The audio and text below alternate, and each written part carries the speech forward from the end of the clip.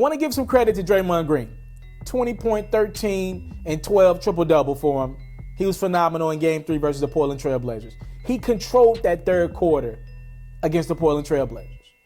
And I think so many times we're quick to call out Draymond Green for the dumb technical foul, the dumb flagrant foul, getting ejected, not at the most opportunistic time, the dumb shot that he took when he should have passed the ball, being out of shape.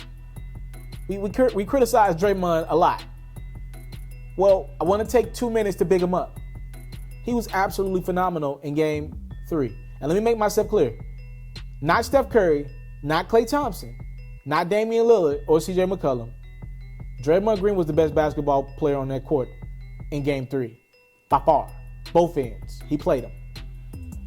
And I think a lot of the conversation with Kevin Durant is, KD, the Warriors don't need you. Steph is still a unanimous MVP in this league. That is true.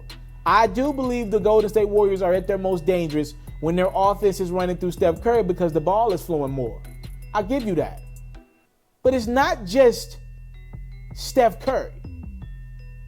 One thing that doesn't go said enough, when you got a guy like Kevin Durant in the lineup, his personality is much more polarizing than a Steph Curry. Steph Curry is just kind of go with the flow. When it's time for him to take over, he'll do it. The thing is, Draymond Green allows Steph Curry to just get the ball. He's looking for Steph Curry to find Steph Curry open shots. He wants Steph Curry to have the rock in his hand and do the little wiggle waggle and all that and shoot the threes, right? Look at who Kevin Durant is. Think about it. This dude, probably since he started playing basketball, has been a professional bucket getter. You can't turn that off. There's no off switch to the phenomenal player that Kevin Durant is. Why do you bring that up? I bring that up because Kevin Durant is looking to get, when he gets the ball, and a lot of times he's bringing it up the basketball, bringing it up the court, Kevin Durant is looking to get him a shot. And I'm not saying he's selfish or anything. He's not. He's playing phenomenal basketball, team basketball. But let's make it clear. Kevin Durant's number one focus is to put that ball in the basket. That's what he was born on this earth to do. 7 feet tall, professional bucket getter like a guard. That's what he is. Right? Draymond doesn't think the way Kevin Durant does. Draymond can't go get buckets like KD does. So to suffice for that, or to compensate for that, Draymond thinks the game through probably a little better than Kevin Durant. Kevin Durant is looking to get off. And he's more or less thinking about his matchup, whether it's Patrick Beverley or Giannis or Kawhi or whomever, right? He's thinking about how can I get off, right? Draymond, not as talented a scorer, is thinking about how can I get Steph off? How can I keep Jordan Bell engaged? Klay ain't touched the ball in 4 possessions down and back. Can I get him a look? How can I affect the game defensively? I can't make a shot right now. My jumper's been shot all year.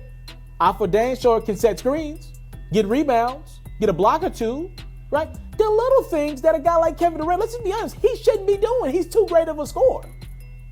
So we always talk about how Kevin Durant has affected Steph Curry and how when KD, if he does decide to leave the Warriors, Steph is going to light it up. I agree with you. He's going to light it up. But let's not shortchange Draymond's impact. He's going to have to stay in shape now. Can't be 20 pounds overweight like you were last year. Right? Let's not shortchange how impactful once KD leaves, Draymond's going to have that ball in his hands more. And I do believe the Warriors are at their best when he's making plays. He's a really good playmaker. Again, not the best dribbler, not the best passer in the world. He's a good passer. Not the best in the world, though. But he has a really good feel for the game. He's had it at Michigan State. Draymond's got a really good feel for the game. He's one of those guys that's got a good feel for the game. He's legit a point forward. And when KD leaves, Draymond will be able to fill that role. So when we talk about KD leaving and how he's not maximizing his value with the Warriors, we're not disrespecting KD. It's just when a guy that polarizing comes to your team, it pulls everybody's role back because they understand how great this dude is. Klay gets it. Steph gets it. Draymond gets it. Jordan Bell gets it. Trust me, his minutes have been affected. Sean Livingston gets it. Iguodala knows. They all know. Steve Kerr knows. When you got a talent that great on your team, you want to keep him happy because he's that damn good, and you don't want him on someone else's team.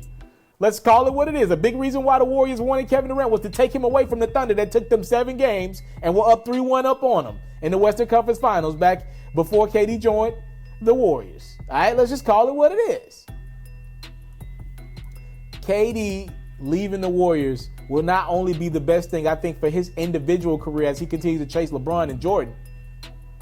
It'll be best for Draymond Green and Steph Curry as well. I came from nothing, but I want everything God has for me. I interview celebrities. I talk sports. I still represent the culture. Got the kids, they are now tuned in. Yo, we locked in right now, Mr. Taliaferro. Shout out to Mr. Taliaferro. You're watching Mr. Taliaferro TV. Mr. Taliaferro TV, here with the Triple B's, you can't do nothing but win.